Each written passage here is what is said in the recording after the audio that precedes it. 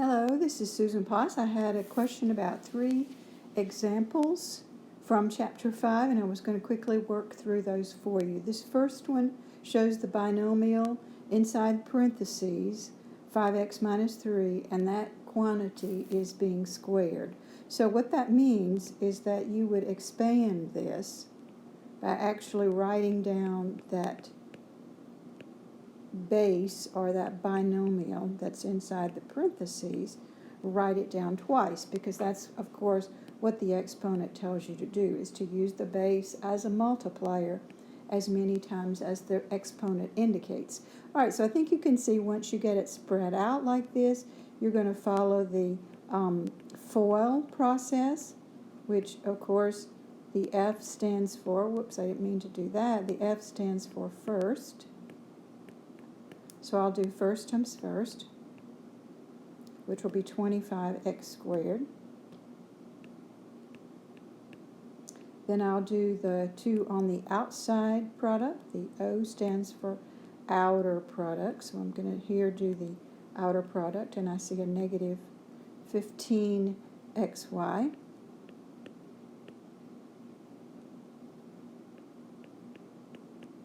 And then I'll do the inner product, and I see again a negative 15xy. And then finally the L in first, outer, inner, last stands for multiplying the last 2 terms together, and that gives me a positive 9y squared. So I hope you see here in the middle, these 2 terms match up. They have exactly the same variables with exactly the same exponents. So I'm going to copy down the 25x squared. It does not have a like term or a match. I'm going to add these 2 in the center together, and then copy down the 9y squared, and it also does not have a match. So I'm finished. All right, so I did that one first because this next one is very similar. You can see another parentheses squared, but this one has this multiplier 2 sitting out in front here.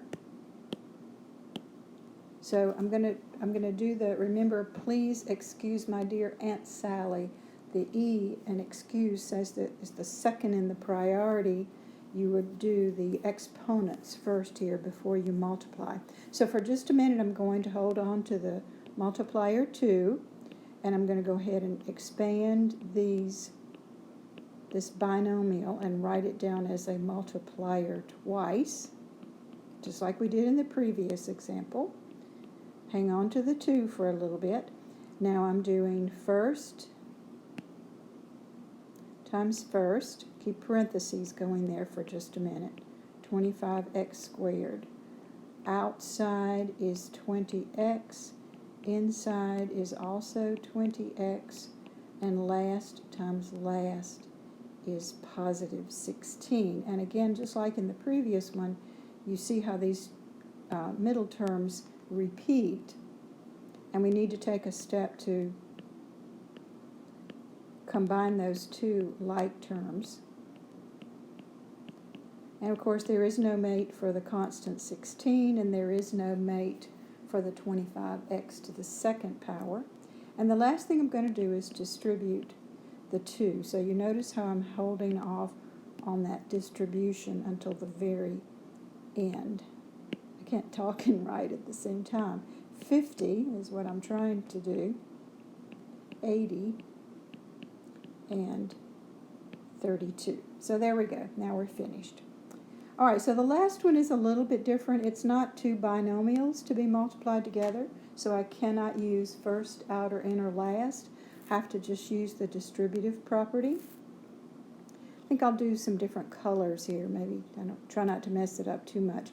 So we're going to take the first term in the binomial, and I'm going to distribute that over every term in the trinomial. So let's do that part first. So x times x squared becomes x to the third. Remember how these exponents add up when you're multiplying like bases.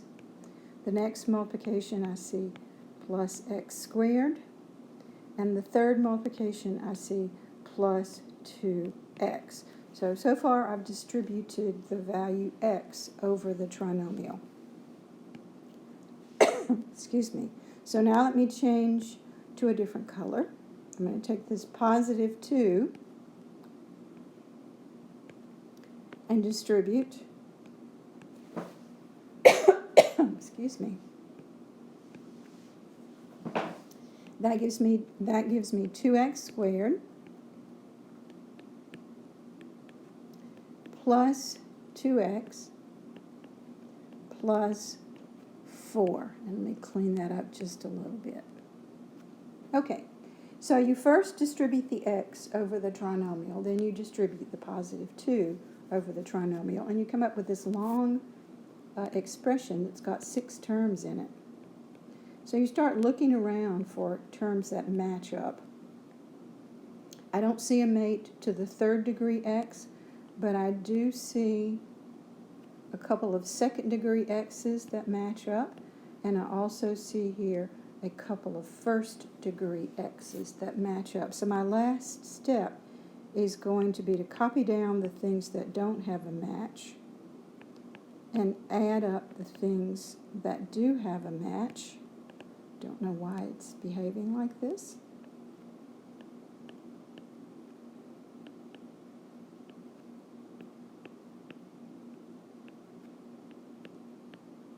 Okay, so I got through all of that.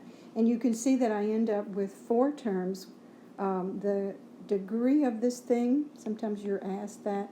The degree of this is 3 because the highest exponent is 3. And the lead coefficient, if you needed to identify that, is 1 because this highest degree term carries with it a coefficient of 1. All right, so I'm going to stop right there. Hope that helps.